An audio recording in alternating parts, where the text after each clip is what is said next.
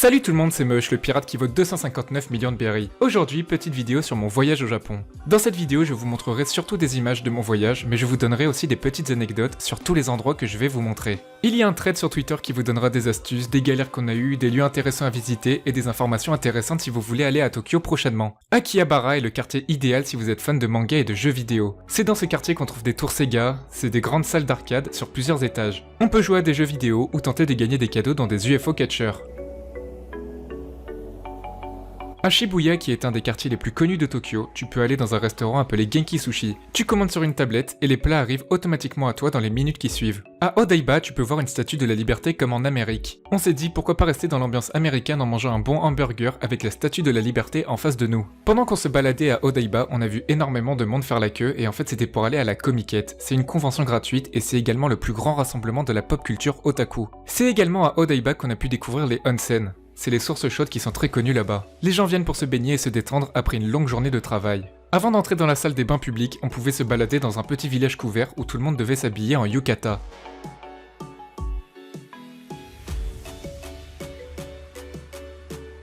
Dans l'arrondissement de Minato, on peut aller à la Tokyo Tower. C'est dans cette tour qu'il y a la One Piece Tower, mais également des étages pour admirer la vue sur Tokyo.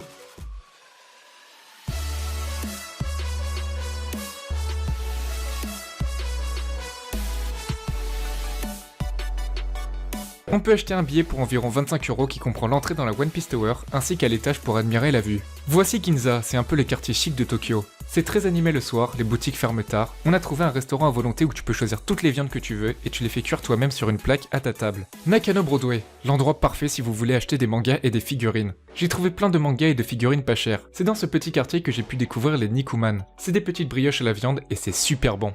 Au Japon, tu peux trouver des machines à boissons tous les 50 mètres. Il y a plein de boissons différentes, des sodas, du thé, du café, il y a même des boissons chaudes. J'ai découvert plein de boissons super bonnes qu'on trouve pas en France. Gotokuji ou le temple du Maneki-Neko. Il est appelé comme ça car on y trouve des centaines de statues de chats porte-bonheur. C'est un endroit très calme et reposant, tu contemples le paysage magnifique, les pierres tombales très anciennes et les temples traditionnels.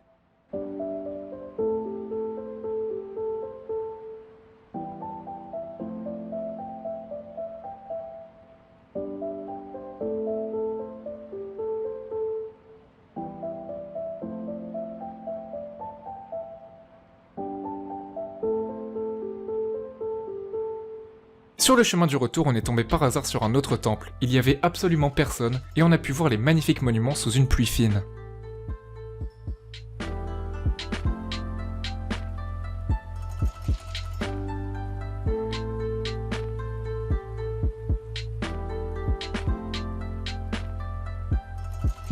Avant d'arriver dans un quartier appelé Ameya Yokocho, on passe sur un pont entouré de très grandes plantes. Ensuite, on arrive dans ce quartier animé, c'est une rue commerçante et un marché alimentaire. On y trouve des petits restaurants et des petites boutiques d'articles de la vie courante. Shinjuku, un des quartiers les plus animés à Tokyo, surtout la nuit. En effet, c'est ici que vous pourrez boire des verres pour rencontrer des gens. Mais attention, quand on remarque que vous êtes des touristes, on vous accoste très souvent pour vous proposer d'aller dans un bar ou dans une boîte de nuit. Il faut refuser ces demandes car c'est souvent un bon moyen de perdre de l'argent. Renseignez-vous sur internet pour trouver de bonnes adresses. Asakusa est son grand temple rouge. C'est un endroit magnifique, vous pourrez vous balader aux alentours du temple pour manger le meilleur melon pan de Tokyo. Un melon pan c'est une brioche sucrée très populaire au Japon, et à Asakusa vous pouvez découvrir les meilleurs melon pan.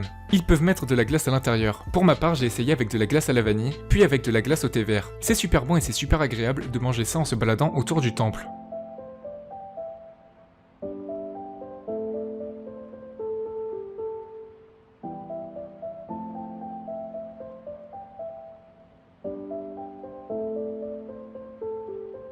Dans ce même quartier, un peu plus loin, on a pu aller dans un restaurant traditionnel. C'est un restaurant qui existe depuis plus de 100 ans. C'est pas un lieu touristique et c'est super car on peut découvrir l'authenticité d'un vieux restaurant japonais. Les plats sont écrits en japonais mais c'est un bon moyen d'être surpris agréablement en commandant au hasard. C'était très calme dans une ambiance assez familiale. J'ai pu goûter au curry qui est un plat typique japonais et je peux vous dire que c'était super bon. Harajuku est un quartier animé avec plein de magasins de marques connues. J'ai été impressionné dans ce quartier car j'ai pu voir le contraste entre deux rues adjacentes. Dans la première rue, il y a plein de personnes qui font leur shopping et dans la rue d'après, il y a une rivière avec des poissons et très peu de personnes. Je vous ai parlé de la Tokyo Tower, mais on a aussi pu aller à côté de la Skytree. C'est une tour qui fait plus de 2 fois la taille de la tour Eiffel. On n'est pas monté mais on s'est baladé aux alentours et on a trouvé un petit restaurant de ramen. J'ai enfin pu goûter un ramen japonais. Et pour pas très cher, on te sert un gros bol qui te cale pour la journée. En bref, il y a énormément de choses à raconter, mais si vraiment vous voulez aller à Tokyo, vous ne serez pas déçus. La culture est totalement différente, les gens sont respectueux et te viennent directement en aide avec le sourire. Même s'ils parlent très peu anglais, voire pas du tout, ils t'aident tant bien que mal, et ça amène parfois à des situations très drôles où chacun essaie de se comprendre. Les rues sont très propres, il y a pratiquement aucun déchet par terre, même dans les stations de métro.